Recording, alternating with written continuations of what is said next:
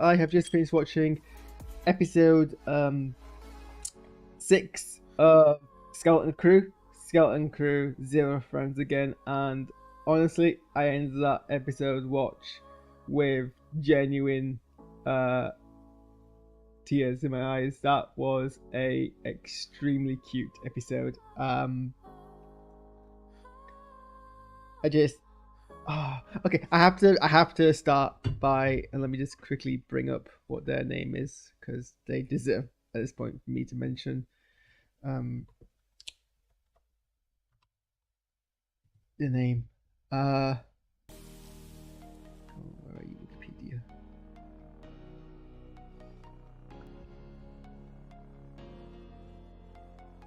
Massive shout out to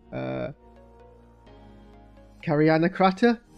I think is the standout of the four so far. It's a really I don't know. Look, it's hard to. I reliably read interviews of actors that it's hard to act when you can't see someone's eyes. That's why, a lot of times they will, if there'll be characters who wear things and they obscure their eyes, and or like it'll be like characters in like novels or books or whatever that have their eyes covered in adaptations. They change that or whatever because a lot of actors say they do a lot of acting with their eyes. And for Kariana Kratter to basically perform as a character who, for most of their on-screen appearances, have their eyes covered. Not only that, they're expected to act in a very kind of data-like fashion, so they're relatively like kind of having to like play down their emotions. Like most child actors, good or bad, will overact to a degree because it's a skill that they're still learning. I mean, most children who aren't even acting, who are just being the genuine selves, will exaggerate their emotive states the way they speak because that's just generally what children do. They're loud, they're shouty, they gesticulate a lot. And so to have to like draw that in, but still somehow do a very emotive performance is like hard. I mean, I do know that I like when I have the mascot work, I do enjoy being able to like perform without having to worry too much about what my face is doing. I am quite a deadpan person, and also deadpan performer. When I do my stand-up comedy, I tend to lean into the deadpan. But I am also somewhat aware of what my face is doing, and I will choose the right moment to kind of like express an emotion or whatever.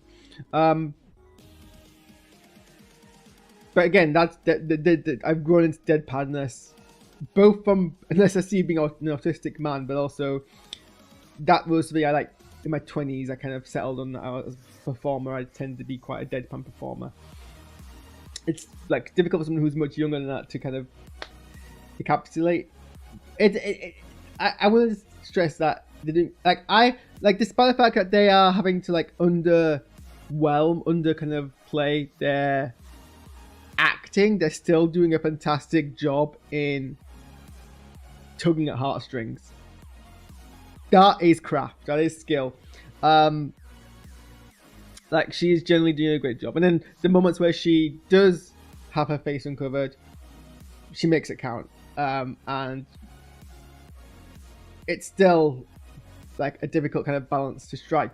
I don't know anything about the actress. She has no Wikipedia article, so I don't know if they're able-bodied or disabled. And so I will not have the discussion here about able-bodied people who play disabled actors. There is obviously a discussion about that to have.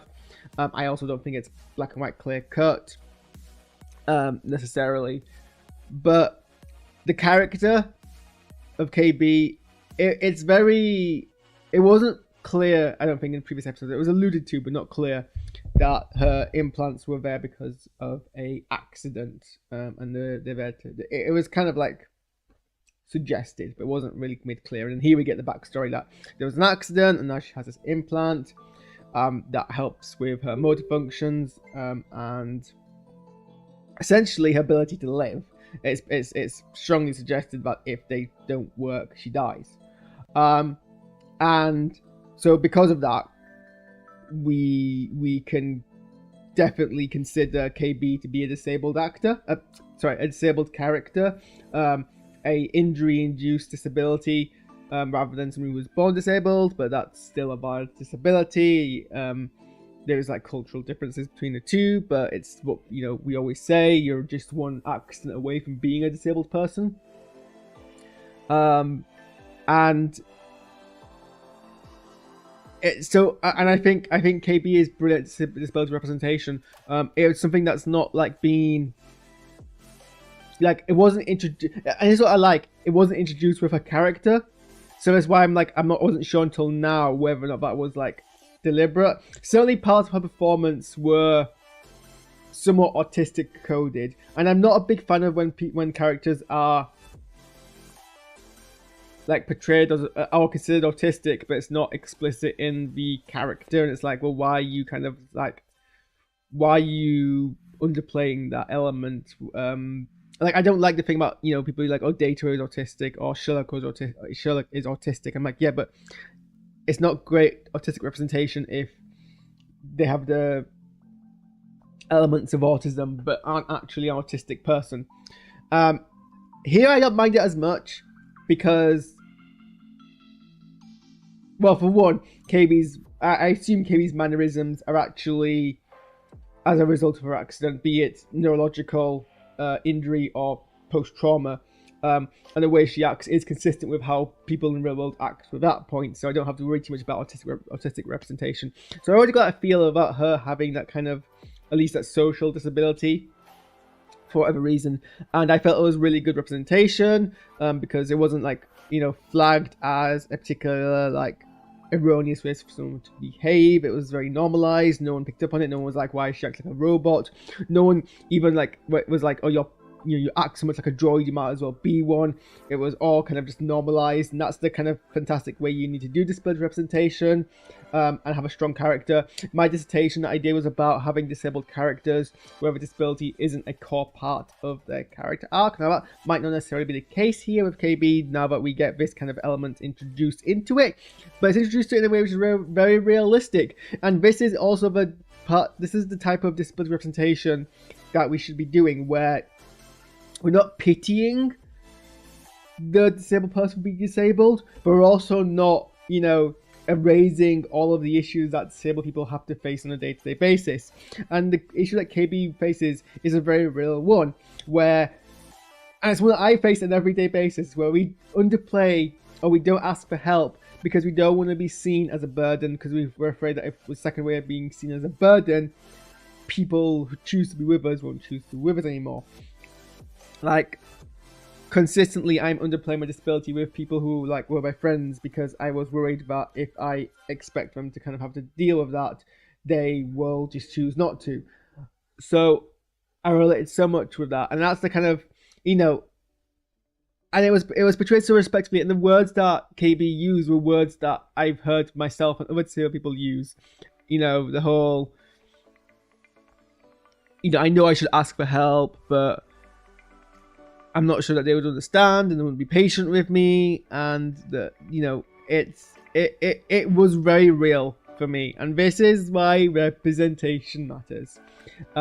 So I am giddy at how good this whole KB character element arc has been portrayed and dealt with and built up to. Really good. And it also allowed for some nice character work with other characters. It was good to kind of split up the pairings a bit more. One of the nice things in the episode before my last was seeing kind of KB interact with Wim there, like a little nice background moment. And we get to kind of see a bit more of it here. And we get to see a bit more of what kind of Wim's like as a character. When you take away all that, Wim has already had that his own arc of realizing that his views of the universe were very childish and naive, and he's already kind of had that breakdown where he's like, I just want to go home now. Like, it's usually because usually his characters they stick onto that and they keep that naivety throughout, but Wim loses theirs very quickly and is able to kind of be, and it means that it's not as cringy or as like frustrating as it can be in other kind of similar kind of like stories like this and like action adventure elements. So the entire bit between Wim and KB was really adorable.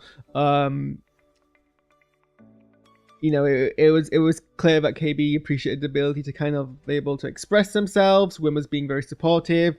They weren't being, you know, they were doing a nice balance between not being dismissive, but still kind of like having to like offer solutions, being very solution driven as children often are.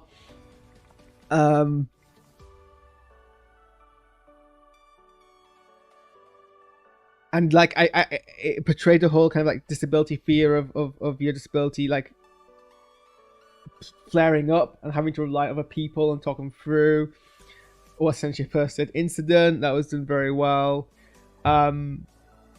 Yeah, no, I love how bit. And I love how the crab thing didn't actually pay off, because it would be so easy to be like, they were right all along, following the crabs was right all along, they discovered some secret thing. Actually, no, following the crabs was a bad idea, there was a giant crab at the end of it. And it turns out actually going up to the ship would probably have been the safer thing to do, although that didn't necessarily end up. Well, I don't know. Well, actually, might have ended up well, because they wouldn't have had to go to the crab to save the other two.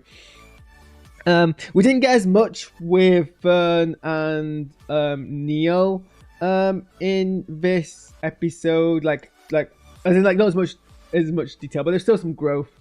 There was still Fern having to like understand not everyone has the same ability. Really, it was there to serve KB's story, which is fine, because that's how you tell stories. You focus on one character's arc, and you have every other character play into it.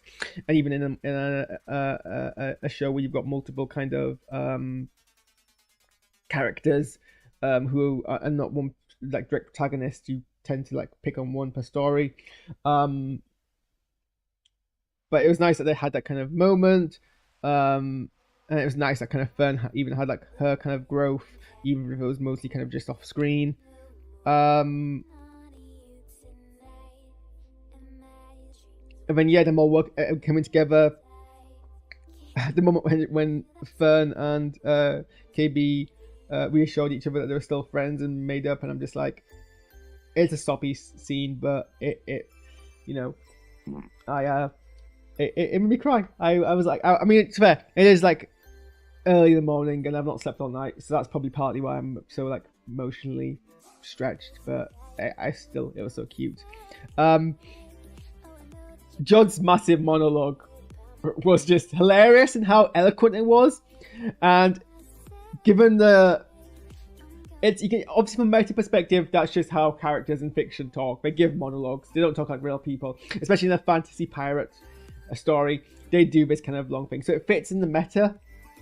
But I also just like to consider that Jod is this massive, like, charismatic, driven person, that he's just got this really good improv ability to stretch out a speech at moment's notice to get everyone on board. And I like that it doesn't actually like get him back as captain, because that would have been too easy, but it did give him like another chance. I would have probably like linked a bit more to the whole well, he did capture me with a whole bunch of like crowns and coins on my person, which we're led to believe is more success than he tends to get, because the last time they went for a ship boarding session. That's not how words work.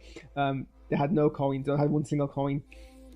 So you think that would have like helped, but apparently not. Nonetheless, they decided to give him one more chance, and that's kind of where we leave that character. It wasn't really a him focus episode. It was more focused on the kids, which rightly so. I mean, Jude Law is only the top billing actor because of their star power, I assume.